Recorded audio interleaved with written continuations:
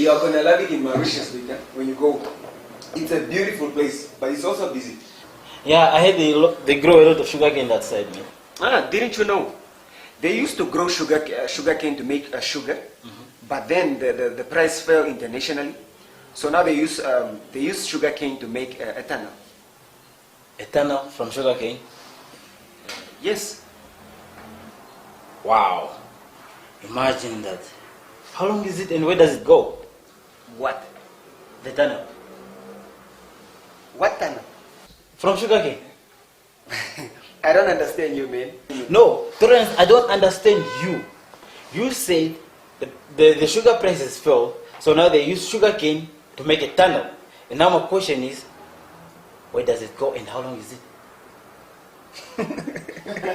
What? This is a classic, man. I'm such a poor communicator. I'm sorry, my friend. Viewers, do you realize what has happened here? Tolerance was not talking about ethanol, he meant ethanol. Right, Tolerance? Yes, they use sugarcane to make ethanol. But you said ethanol. Yes, he said ethanol, but it's the way he said it. You were not expecting him to say ethanol, but it sounded to me also a bit like ethanol. Communication, hey viewers, so important also in business. Welcome to lesson 4 from NAMCO, which is about business Communication. In our lesson on communication in business studies, we will help you describe effective communication and explain why it is necessary in business. We will distinguish between internal and external communication, one-way and two-way communication, and explain the different ways of communicating and their suitability in different situations. Do enjoy the program with us. Dude, thank God we're not two businessmen trying to seal a deal here. The deal would have fallen flat. Yeah, it's a bit like that advertisement where the Englishman will be like, Mayday, Mayday. Then the German emergency worker will be like, how can I help you? Then the Englishman will go in like, we are sinking. And then the annoyed German will be like, what are you thinking about? They didn't understand each other, just like us. Communication refers to the transfer of a message or information from one person to another.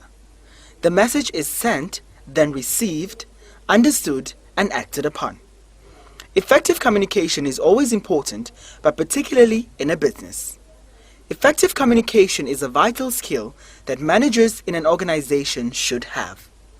A business team leader or manager has the task of guiding, instructing, warning, and encouraging workers, and this is not possible without effective communication. On a serious note though, dude, I'm currently having a problem to communicate with a guy whom my father hired to be our business manager. The guy is really old, so he cannot use WhatsApp or internet, and even texting is a problem for him. You will have a serious problem, especially like since we are living in this fast-moving computer world. Yeah, that is also what I was thinking. I mean, would it work? It's as if the guy doesn't really want to talk to me. Let's look at the importance of communication. Effective communication is important because it creates an environment of mutual understanding between the management and employees so that members control their behavior accordingly. It gives a sense of direction, informing and giving clarification to the employees about tasks to be done, the manner in which they are performing the tasks, and how to improve their performance if it is not up to a standard. Helps identifying and assessing alternative courses of action where needed. Communication is a source of information to the organizational members for decision making. It promotes a work culture among employees for increasing production and creates a healthy and happy environment within and outside the organization. People cannot feel relaxed at work unless they can talk or otherwise communicate freely. You know, Torrance, the manager's success depends largely on his or her ability to understand the needs and the requirements of his or her employees and customers. The main elements of effective communication are the sender, the medium of communication used, the receiver, and the feedback to the message that was sent and received. Then there is internal and external communication in a business. Internal communication is when messages are sent between people working in the same organization. For example, examples include a manager talking to his staff, or a written report sent from one director to another, or even a phone call from the boss to the secretary, or vice versa. External communication then is when messages are sent by whatever medium, even through WhatsApp, between one organization and another, or between the organization and individuals other than employees. For example, the orders that a restaurant business might place for goods from suppliers, or promotional information from the company to its customers, information about prices and delivery times. Advertising of goods and services is external communication from the business. And so, also are requests or reminders for customers to pay their bills on time. So, internal communication is a communication between the employees and the management, whereas external communication is the communication between the business and its outsiders. I do understand that. But there is also one-way communication and two-way communication. No, that's easy. One way is using a fax line, and two way is using a two-way radio. Victor, really?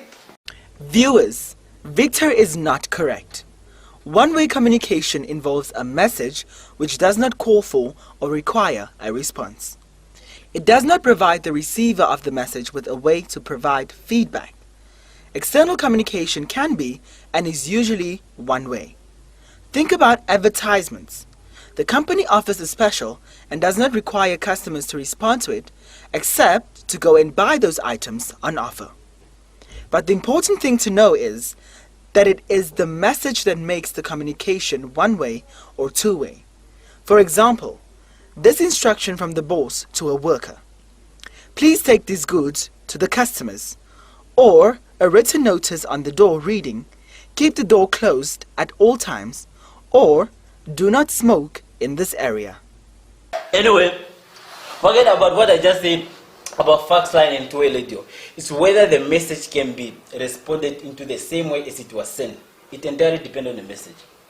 Yes, so two-way communication occurs when the receiver gives a response to the message and there is a discussion about it. Both people are involved in the communication process, and this could lead to better and clearer information and better understanding.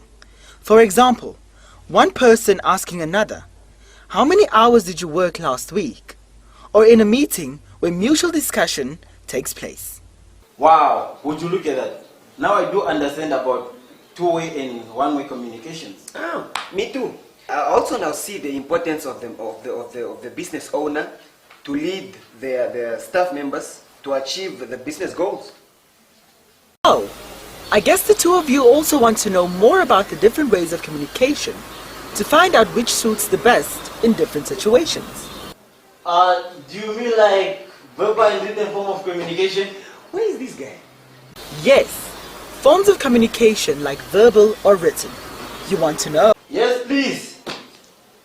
Verbal communication means oral, by voice, through talking.